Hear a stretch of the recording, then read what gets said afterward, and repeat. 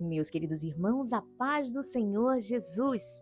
Hoje nós vamos dar continuidade à nossa reflexão bíblica, dando início à leitura dos capítulos do livro de Tiago.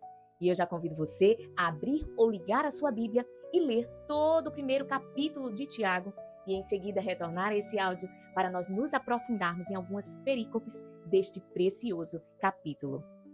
E dando início à nossa reflexão, vamos ler o versículo 2 que diz assim: Meus irmãos, sintam-se felizes quando passarem por todo tipo de aflições, pois vocês sabem que, quando a sua fé vence essas provações, ela produz perseverança. Versículo 4. Que essa perseverança seja perfeita, a fim de que vocês sejam maduros e corretos, não falhando em nada. O 5. Mas se alguém tem falta de sabedoria, peça a Deus, e Ele a dará, porque é generoso e dá com bondade a todos. Versículo 6. Porém, peçam com fé e não duvidem de modo nenhum, pois quem duvida é como as ondas do mar, que o vento leva de um lado para o outro. Versículo 7. Quem é assim, não pense que vai receber alguma coisa do Senhor. E 8. Pois não tem firmeza e nunca sabe o que fazer. Que trecho precioso! Só de ler, nós já somos preciosamente edificados. Mas nós precisamos nos aprofundar no entendimento de que o fato de passarmos por todo tipo de aflições deve nos deixar ou nos fazer sentir felicidade. Isso porque o próprio versículo, ele já nos explica.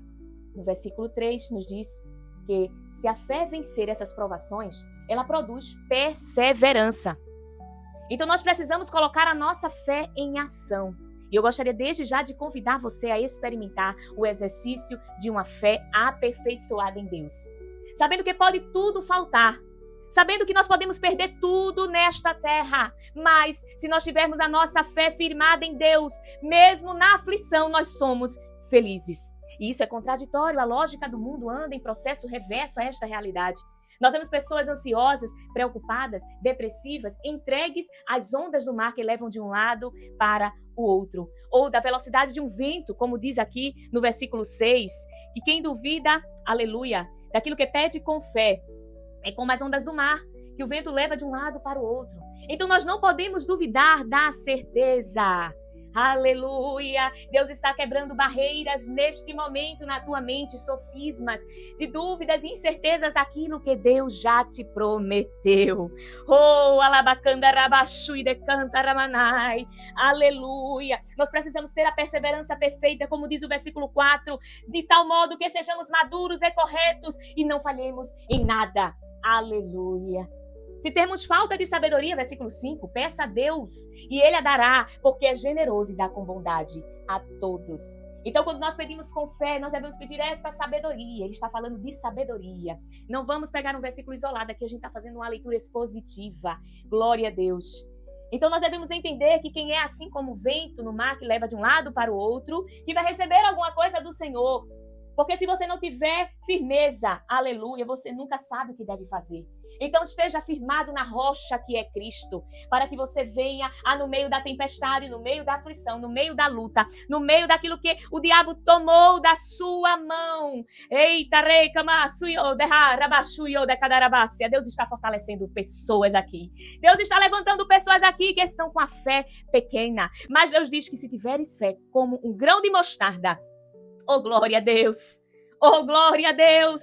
Esta fé vai mover montanhas. Veja as montanhas sendo movidas agora.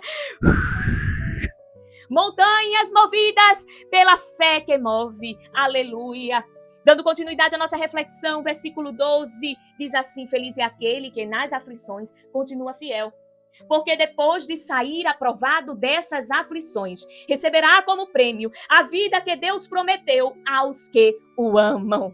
Aleluia, aleluia.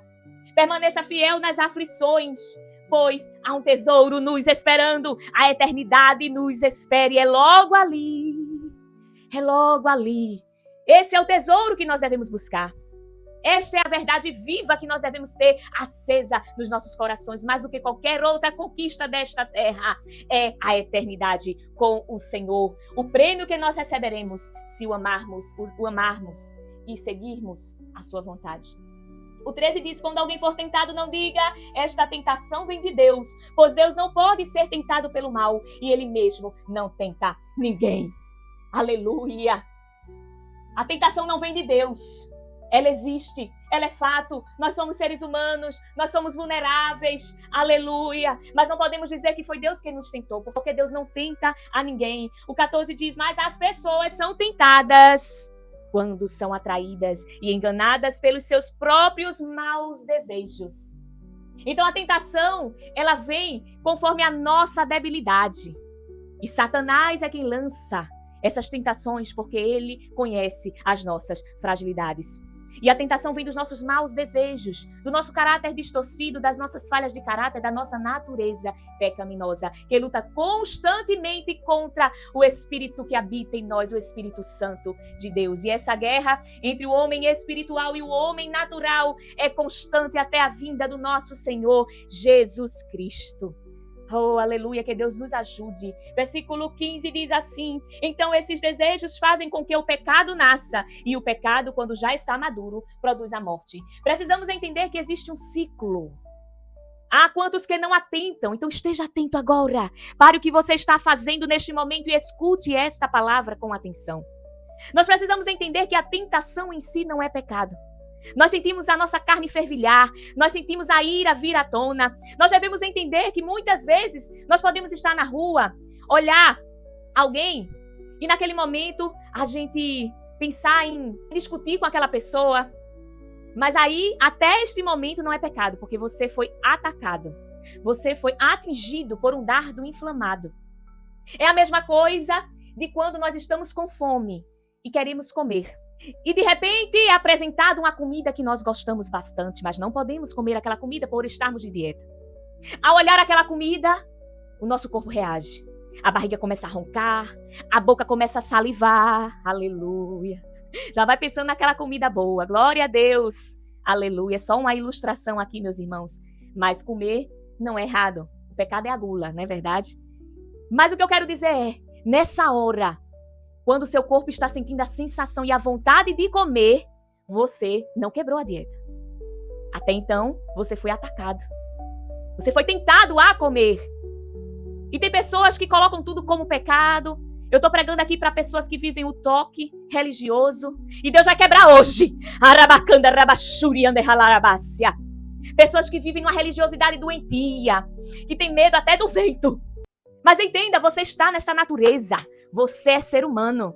Embora você tenha o Espírito Santo em você, que te aperfeiçoa e você vence todos os dias, mas você é sujeito a uma natureza que te coloca para o chão. E você precisa ter esse conhecimento para você estar atento aos ataques e você se prevenir antes que seja tarde. Porque o pecado está no momento que eu estou com muita fome, olhando aquela comida, desejando aquela comida. Eu paro, pego aquela comida, que aí já é o momento que nasce o pecado. Porque até então o pecado não tinha sido gerado. Aleluia. Glória a Deus. O desejo era fome, vontade de comer, uma comida saborosa. Só que eu não posso comer. E aí, ali eu não estou pecando. Agora, quando eu pego aquela comida, eu vou ali, compro naquele restaurante, me sento e vou comer. Meu Deus. Aí nasceu o pecado. Porque eu decidi comprar. No ato de eu já comprar, eu nem botei na boca, mas eu comprei. Eu planejei, eu marquei, eu fui. Aleluia. Ali eu pequei. Mas o fato de eu ter recebido a proposta, de eu ter olhado, de eu ter sentido sensações no meu corpo, eu não pequei. Dando continuidade à nossa reflexão, meus queridos irmãos. Aleluia. Aleluia. Quando eu pego o prato e como, aí o pecado produziu a morte. É forte, né? Mas é uma realidade. Então, o nosso objetivo com essa palavra é que antes de você sentar para comer, você clame o sangue de Jesus e saia correndo. Imagine se José, diante do ataque daquela mulher, ele ficasse. Vocês acham que ele não foi tentado? Vocês acham que ele não sentiu nada? Vocês acham mesmo que ele não desejava deitar-se com aquela mulher? Você acha mesmo que a carne dele não tremeu a tal ponto de ele dizer, se eu ficar mais um segundo aqui, o pecado vai nascer e eu vou morrer? E por isso ele correu. Então corra. Corra por sua vida. Não pense que você é super crente. Não pense que você pode brincar com o pecado, passar pela rua daquela comidinha gostosinha, passar pela rua daquela pessoa que te atrai. Não, meus irmãos, dê a volta no quarteirão. Bloqueie telefone, apague contato, se afaste enquanto é tempo, mas não brinque com o pecado. Não deixe que ele nasça. Não deixe que ele produza morte. Aleluia, Deus está falando. Não se engane, 16. Meus queridos irmãos, tudo de bom que recebemos e tudo que é perfeito vem do céu. Vem de Deus, o Criador das luzes do céu. Ele não muda nem varia de posição, o que causaria escuridão. 18. Pela sua própria vontade, ele fez com que nós nascêssemos por meio da palavra da verdade, a fim de ocuparmos o primeiro lugar entre todas as suas criaturas.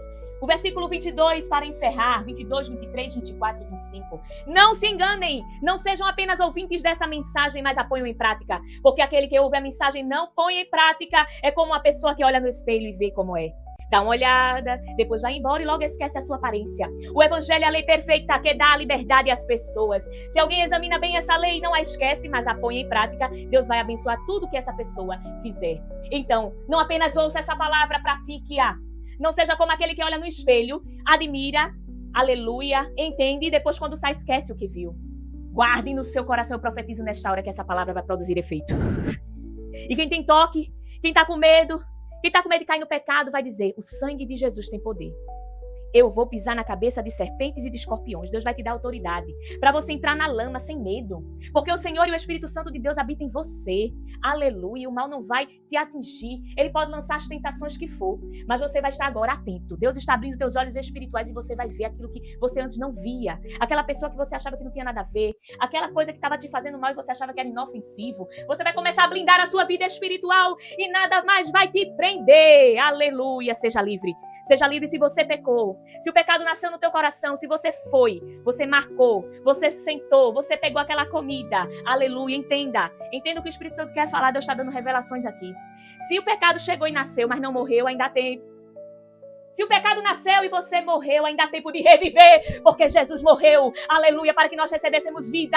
Ele pagou a nossa dívida. E enquanto há vida, há esperança. Enquanto há vida, há oportunidade de se arrepender e mudar de vida. Agora eu não te garanto que você não terá consequências dos seus atos. As consequências vêm. Por isso que é importante a gente não viver uma vida de pecado deliberado, porque as consequências vêm. Mas ainda há a oportunidade de arrependimento e de remissão de pecados por meio do sangue de Cristo Jesus, porque só Ele é perfeito.